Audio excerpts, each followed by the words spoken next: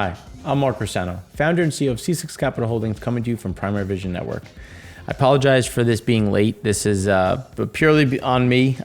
We had a golf outing on Monday. I had a bunch of meetings and chaos on Tuesday, and then more chaos yesterday, just bouncing around to different things. But we're here. We're going to go through some of the data points, what we're seeing. You know, one of the things that we've been saying at this point was that, you know, we were going to get a little bit of stability. Obviously, you had a big correction yesterday in crude. We'll talk through that.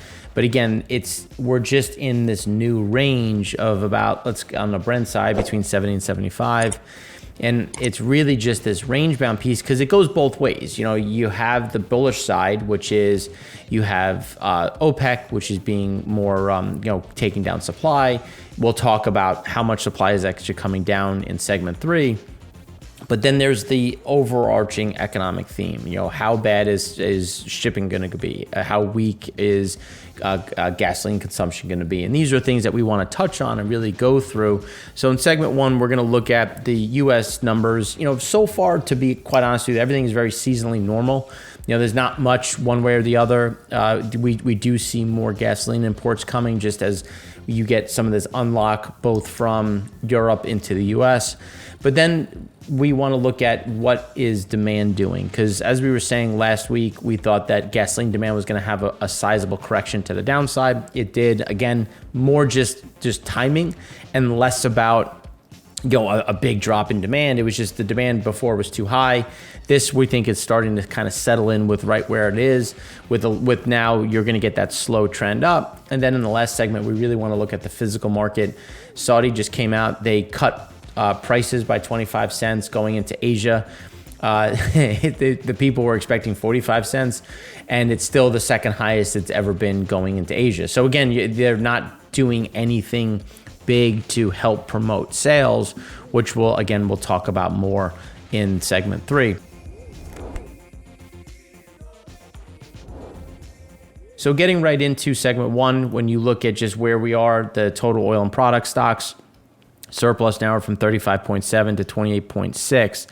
And this is where we're going to want to try to really highlight how the oversupply, and this is really going to pivot from the crude stock side, from floating and from transit and land. It's really going to transfer into an oversupply in products. And that's something that it takes time, but we see the problem at the stockpile level on the product side, especially when you start looking at the Middle East, the Southeast Asia, and then when you start looking at Europe. And a lot of that, again, is going to find its way into the U.S., which we'll continue to talk about. So on total oil and product stockpiles, the surplus now are from 35.7 to 28.6. On total crude stocks, land and floating, surplus went from 25.8 to 18.3.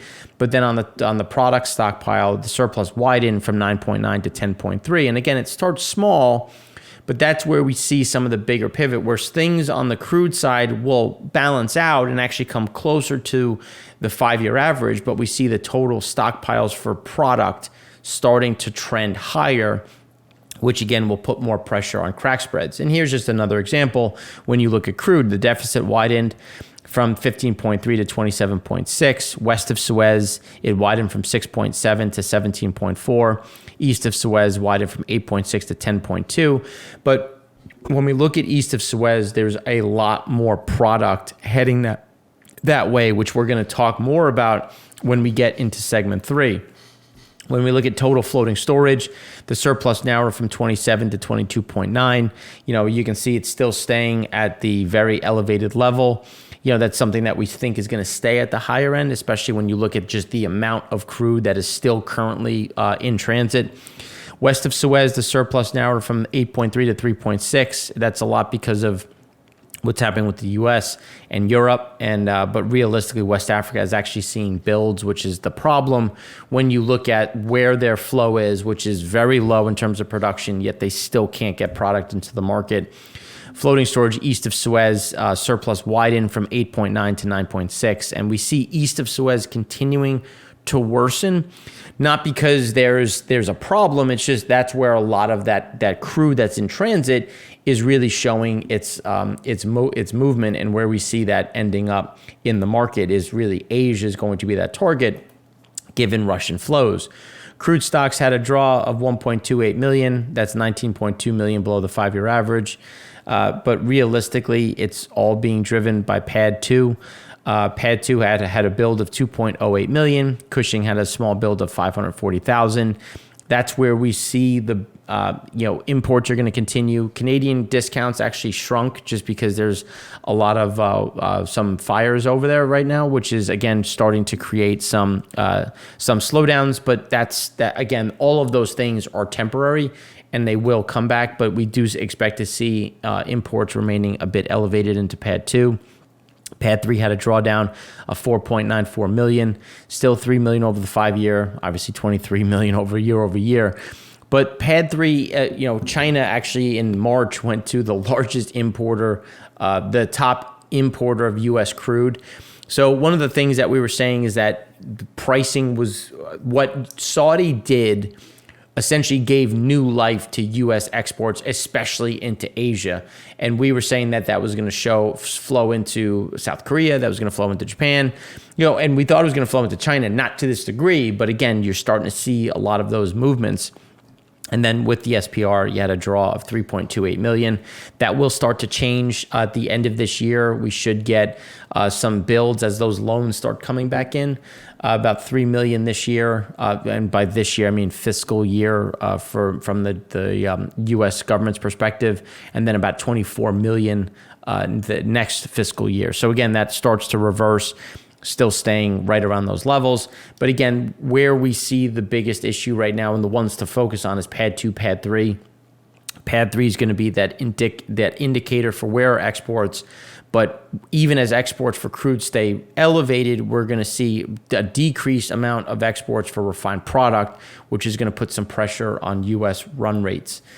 So when we look at crude oil inventories excluding the SPR, you can see that we're still fairly in the fairway. When you look at the last 8 years, there's not too much up or down. One of the things that we were saying is it was going to kind of flatline at this point, just because you're going to have flows, and that's going to help offset some of those exports. But again, not too much one way or the other.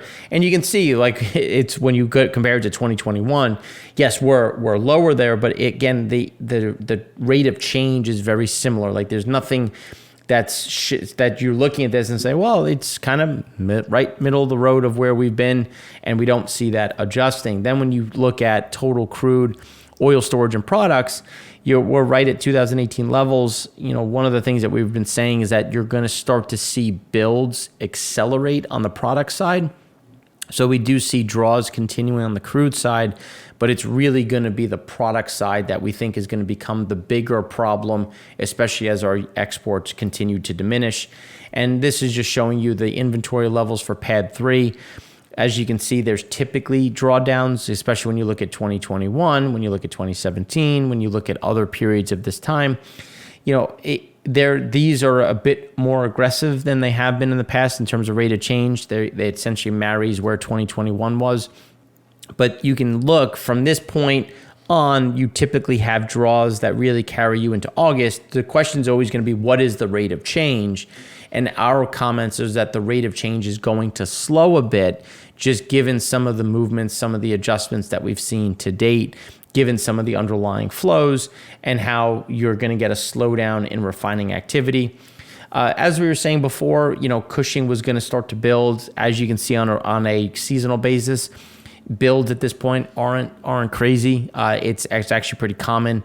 When you look at the rate of change, again, nothing jumps out. There's nothing here that's like, oh, that's really bullish, that's really bearish. It's just you're below the average, still kind of trending sideways. We do think we still continue to get some builds there, but that's not 2 million barrel a day builds, just 450, 550. Again, things that are fairly agnostic when you look at it against what is normally seasonal. Run rates dropped 60 basis points to 90.7. So as we were saying, 89.5, 91.5. That's fairly. Yeah, that's kind of middle of the road when you think about run rates. It's about 6% right now above the 5-year average. Some of that is skewed with weather, but again, it's just we're going to continue to see these activities. Pad 3 came up 201,000 barrels a day when we had some drops in 4 and 5. That should balance out with some pad 3 adjusting a touch. Some of the differences was we did get some assets turning on that have been under construction for about 2.5 years. One of them was from Exxon's facility, well, one of their facilities, I should say. So again, we are getting a bit more activity, which is a positive when you look at the ability to make more product, especially diesel. The problem is that export market is going away a bit, and that's going to put more product in the U.S., which is why we're going to see a little bit of a cap on where that utilization rate is. Now, we're still at the higher end of utilization rate. You can see that we kind of go sideways for a minute, which is why I was giving that range where we're just going to kind of bounce around. And then typically as you get into the back of May is when you start to see that acceleration. Our comment is that you're going to accelerate. We will get to 93, 94%. We just think it's going to be a bit tough to get to, that 96, 97, just given the limitations on where that export product and local demand is going to be. Imports up 21,000 barrels a day, still 447,000 below the 5-year. Pad 3 had a small increase, but again, still below. Pad 2 had a bigger increase of 142,000 barrels a day, which is very much in line with what we were saying, that Pad 2 is going to stay above the 5-year average. Pad 3 is going to stay below, but it was going to get a little bit closer to the 5-year, with Pad 5 remaining lumpy. Again, not too much to deviate. And here's where you look at Pad 3, that trend is moving up a bit. And it's just because you're getting run rate, like they're preparing for an increase in run rates, and they're going to need heavier crude. So that's where you're going to have some of the higher highs, higher lows, but still staying below the 5-year and just kind of chopping in that middle ground when you're looking at that middle of the cloud. Crude oil import data for Pad 2, you can see it's the seasonal bounce. As we were saying, it's going to stay over the 5-year. It's going to continue to trend up and just stay in that cloud. We don't think it's going to break above, just because last year was very aggressive. There was a lot of imports. So the comps are going to be a bit harder, but still going to average well above the 5-year. Implied demand, here's the correction that we were talking about in gasoline. The expectation was for it came in at 8.6 million barrels a day versus the 9.5. And that's getting right to kind of where we think we are right now. We're at about 8.6 to 8.7. That's where we see us at the moment. Distillate, as we were saying, was going to bounce a touch, but still remain problematic, only going up 144,000 barrels a day. Jet fuel, 1.53. And as we said, 1.45 to 1.55 is going to be that trend. And then propane had a nice bounce of 429,000 barrels a day. And a lot of that was from that last kind of cold snap, as well as some of that increase in exports. Gasoline applied demand, you can see obviously very much on the low end, but that's where and then it's important when you look at the average. So the average is that yellow line, and you can see that typically you get that last low point. And as we were saying, it's usually the lull between Easter and right after Easter. The week or two after Easter is where you kind of hit that low, and then you start to trend higher, and then you get that spike into Memorial Day, you come down a bit, and then now as you get into June and then July, with obviously July 4th being the peak, and then you start to come down.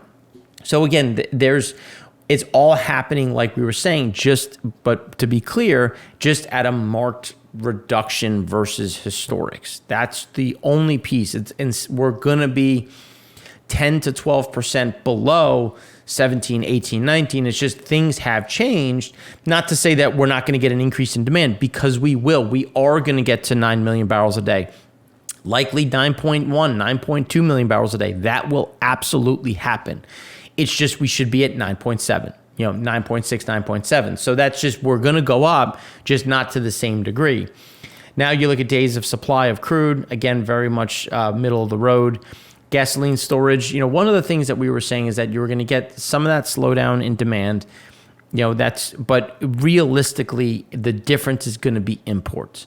If you want to know where the gasoline storage numbers are going, you have to look at imports because Europe is floating on gasoline.